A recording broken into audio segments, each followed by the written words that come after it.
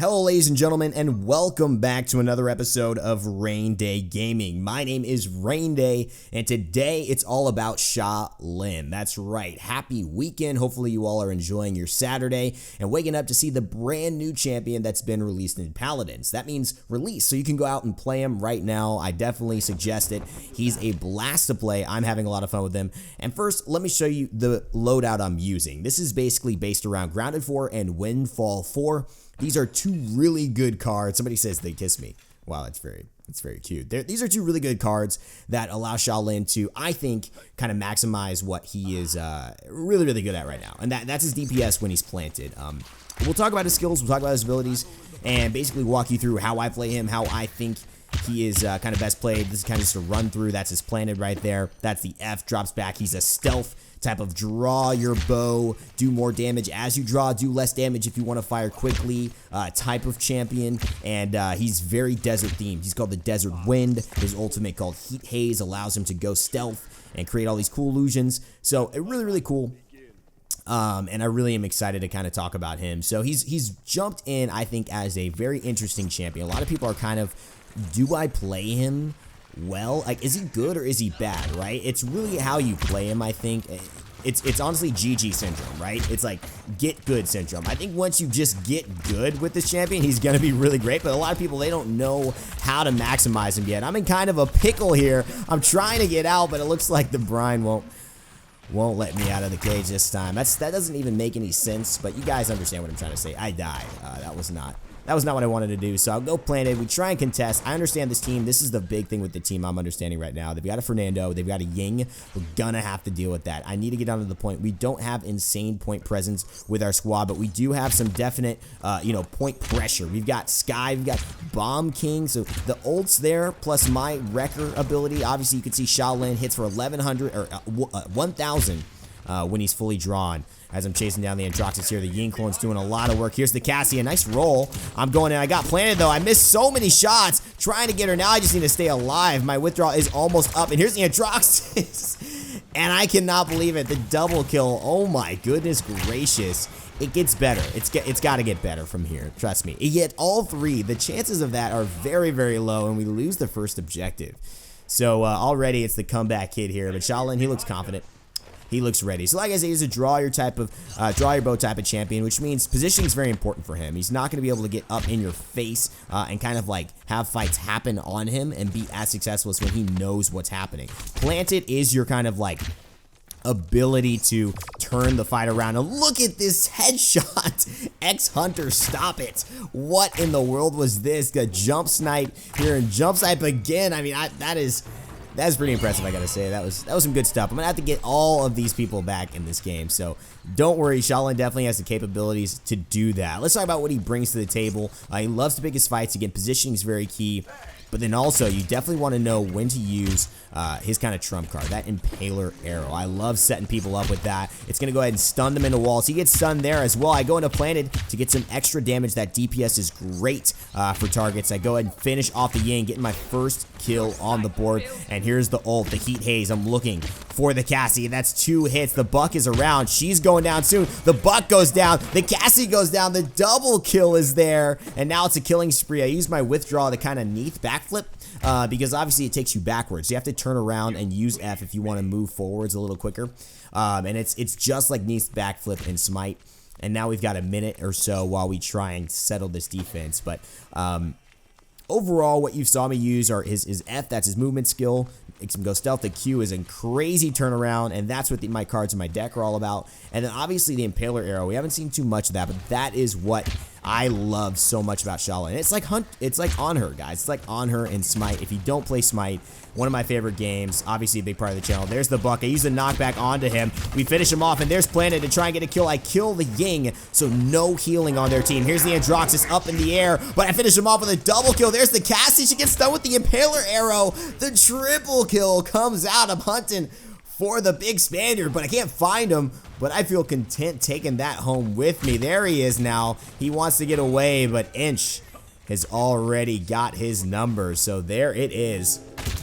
We have got all of that on footage here, so that is looking good for us. Unstoppable. The cast is trying to finish us off. This is bad, though. I don't have enough health to really combat this. Planted is my kind of card I would have wanted to get into there, but 4 or 5 kills in a row.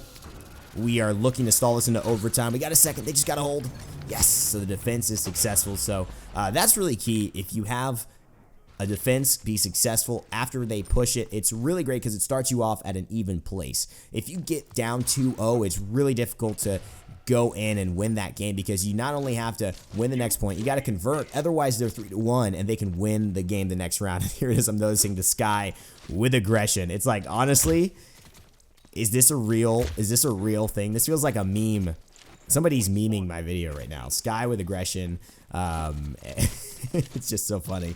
And to each his own. To each his own. I did a cool article on aggression, by the way. If you want to understand what it is, why people say it's bad, why it can be good sometimes, check that article out on esports.paladins.com.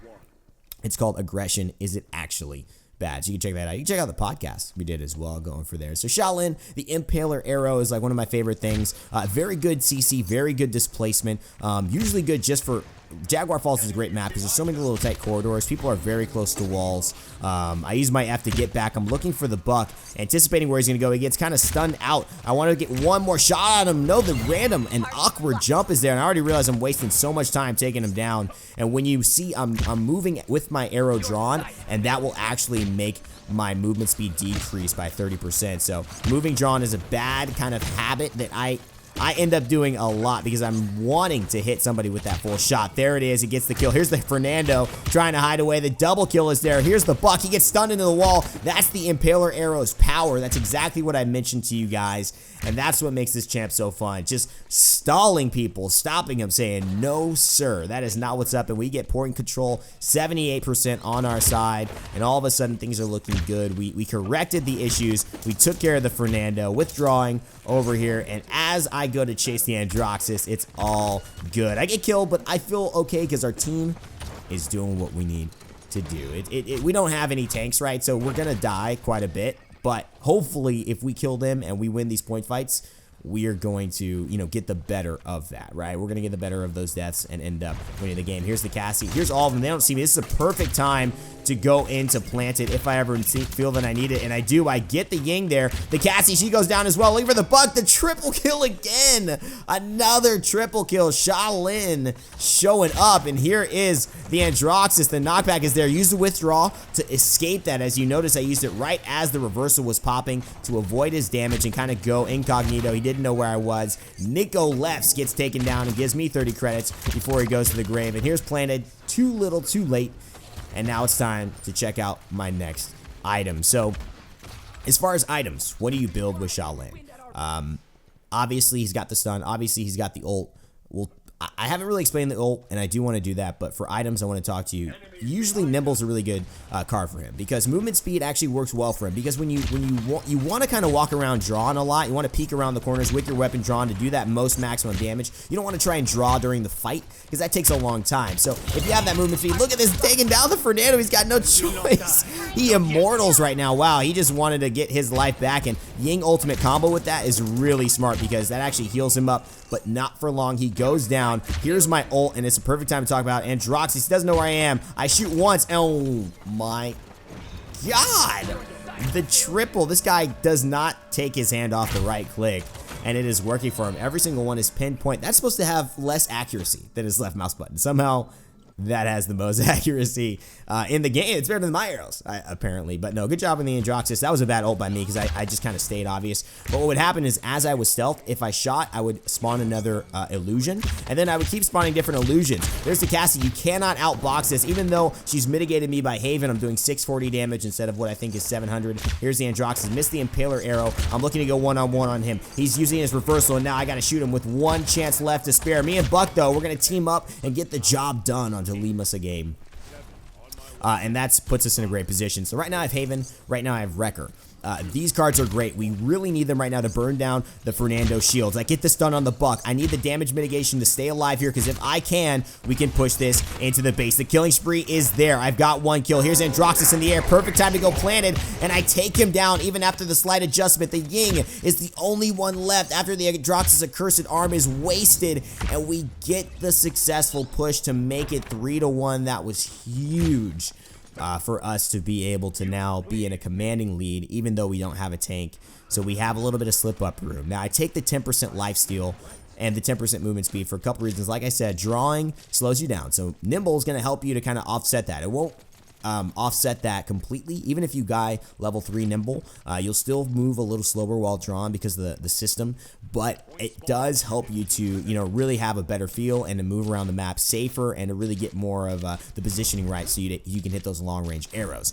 The other thing about Wrecker is great because he scales. He has such a huge damaging hit. And when he's planted, Wrecker scales with that as well. So imagine, you know, the 700, how fast I'm hitting those, but add 75%, 150%, 225% extra damage to the shield. It's going to blow those up very fast. So that's why Wrecker's good. Here's a stun. It's going to maybe confirm the Grumpy Bomb stun. Not enough yet. And we're looking for now where anybody is. I put my ultimate, and now you see I am stealth. I'm trying to find somebody to shoot, and there's the Androxus. We stun him and actually push him back, but he gets taken down by No One Rules, and here's playing a 2,000 per hit. That shield is gonzo, and so he's looking to be a very strong counter to shields here. I shoot the Ying. She gets hit by No One Rules as well. Inch takes down our Cassie, and now it's up to me to get some damage. The Androxus with, the Fernando with full health is not something that I like to see, though, but we can burn the shield down relatively quickly. 2,500 per hit. It's not going to last very long. There's the Androxus. I'm waiting for him to peek. I've used my F because I don't want him to see where I am and kind of create that Mirage. Especially when people lose sight of you, creating that Mirage is perfect. There it is, the planet onto the Cassie, and now they've lost their damage. The healing is what we need to get rid of, but her and Fernando are just so strong onto this objective, we can't get on the point, and the objective is lost. Oh my goodness gracious, that Ying-Fernando combo. It's just incredibly strong right now. I'm backing up just to make sure I can get a good line of sight on the Buck. There he is. He gets taken out by Inch. Here's Cassie as well. The planet will catch her off guard. The extra DPS from that is beautiful. And planet is a great ability. I've talked about it a lot, but like I think the swing aspect of it is wonderful. Wait for the Androxus reversal to go down. Finish him off. Protection with the kill.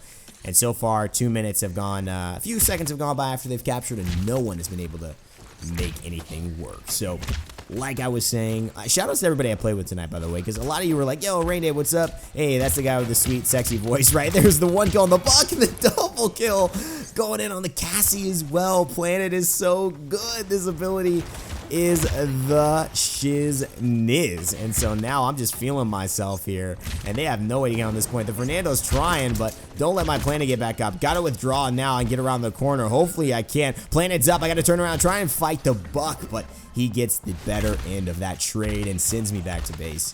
And so even though it looks like he bumped his head there, he still has enough cognizance and awareness to go ahead and hit me with that shotgun. Pinpoint perfect accuracy. So good on the Buck. And now I'm heading back to try and snipe from this kind of ledge here. I go into planet immediately to try to burn down the shields, force the shield, kind of burn down some cooldowns there, but I'm in a bad spot. There's a few of them here. Here's the Ying and the Cassie. That's not necessarily great. I've got my ult. Don't necessarily want to use it, though, unless I know I'm going to get a lot of value. And there it is. I just get taken out. It was kind of bad positioning. I didn't really want to go off that ledge, I realized. I kind of was a little too aggressive. 30-9, not a bad set so far, though. And now I've got Life Rip, I've got Nimble, I've got Wrecker, I've got Haven. This is a good sniping spot for me. I can still affect the fight here, do some damage. It's going to be crucial, though. I can definitely help burn the shields and stay out of line of sight. And that is kind of what I'm trying to do. Just poke and pressure here. I see the Buck is around. I want to finish him off if I can. Use Planet, and that's going to be the kill onto him. So now that flank is gone, but Ying and Fernando, they're the big problem. I haven't had a way to deal with them. There's the Cassie, too. I see her, and it looks like she's coming in. I hear the dodge roll as well. She's trying to find me. Is she here? Okay, no, she's not coming in there for me. Oh, my... Oh, she did come in. Oh my god, I knew she was there. I heard the roll. I looked right then, and I'm like, okay, no, she's not there. Nope. I just did it a little too early, so unfortunate. The Androxus, accursed arm, it's coming through. We've got to stop this here, otherwise it's 3-3. The buck is so low, I've got to finish him off, and it's up to me. He's got recovery ticking. The knockback will push him away from the cart, and that's the kill now. I'm going for Androxus. I go into Planet, I'm healing up, and I get the double kill, and the defense is successful, so another clutch double kill. I died, but I don't care, because that's what we needed there. The reason Planet is working so well for me in a lot of different reasons. I've got Haven. I've almost got Haven 3. I've got Haven 2, so it's 20% damage reduction. I've also got a card that allows me, when I go planted, to actually give me 12% damage reduction as well. So now, if you're like Cassie, I have 32 damage reduction. So you're shooting me for 32% less than you would be, which is an insane amount. When I get Haven 3, that's 42% less. And I am also healing 200 health per second. So I'm negating so much of that damage. I get Rain, can I kiss you again? I love you guys. You guys are awesome. But yeah, it's so funny. You guys are seeing why Planet is so strong. Such a good duel thing with this card. I know if we win this duel right here, we can win this game. It's up to this point. I activate my ult. I'm in stealth, and I want to take down the Androxus. His reversal does not work for him, and that's unfortunate because you know what? It doesn't go in his favor. Now I got Planet. I'm healing back up a little bit. I use my F to create some space and get out of that fight. I now am going to try and burn a little bit of the shields, but if I can get the Cassie, it's all up to this. The bunny hop around the corner, we slay her, and with the help of me, Maldamba, and Buck, it should be GG for this Fernando. He cannot survive much longer. We get the knockback, looking for the kill. Oh, but the Ying clone blocks it, and now his shield's up. This is dangerous. We've got to take the Androxus down. It's 30% to 27, and it's anybody's game. So many Ying clones, so much pressure. I'm going planted, and we kill the Buck. The return investment, the dual teeter-totter play is there. The stun onto the Cassie, 456 damage. After that, I used to withdraw. She doesn't see me, and protection finishes it off. 78% on our side and counting. This could be the game. They've got to get back onto the point. We're stunning and pushing back the Ying, and now in the air, the stun ticks over, but it doesn't matter. The game is over, and that's the win for Sha'Lin. And here it is, top play by Rain Day. I'm not even going to commentate this one. I'm just going to let you guys watch this. Hopefully, y'all have been enjoying this gameplay. And hopefully use the deck. Check it out. Let me know what you all think. I'm excited to see if the pros use it this weekend. This is that play I went up in the air. Now the Cassie gets stunned right away. That was kind of beautiful timing, right? If I would have got the Quadra, that would have been something else as well. But that was it's pretty awesome. Definitely worthy of a top play, I would say. But let me know what you guys think about him. I'd love to know your thoughts. I really think he suffers from GG syndrome, which is you got to get good, honestly. Like if you don't know how to play him, if you don't understand the values of Planet, if you don't understand how to build him, I think you're going to find him lackluster. You're going to find Cassie and Androxus winning a lot of those duels. If you know how to position, if you know how to catch people off guard before they catch you off guard, if you know when to go into planted, when to withdraw, how to create the use of those mirages, you know, when to draw your bow and move, and when to just run without their bow drawn, you will be, I think, really, really good. As you see, 110,000 damage I did on this champion. It's absolutely nuts. 40 eliminations, 11 deaths, 7 solo kills. You know, it was absolutely crazy. Protection coming in 39-4 as well, almost getting exactly what I did. But you see gold medals across the board. Sha'Lin is a very strong champ when you know how to use him. But I want to hear your thoughts. Are you liking the build I put together? Have you figured something else out for your loadouts that you think are great? Remember, if you want to see my build and you want to use it, just go type in to your builds, go to Sha'Lin, go to loadouts, go to import, type in the name Rain Day, and you can see my loadouts there. As always, guys, thanks so much for watching. Let me know your thoughts in the comment section below, and remember to never give up, never stop gaming, and I'll see you all next time.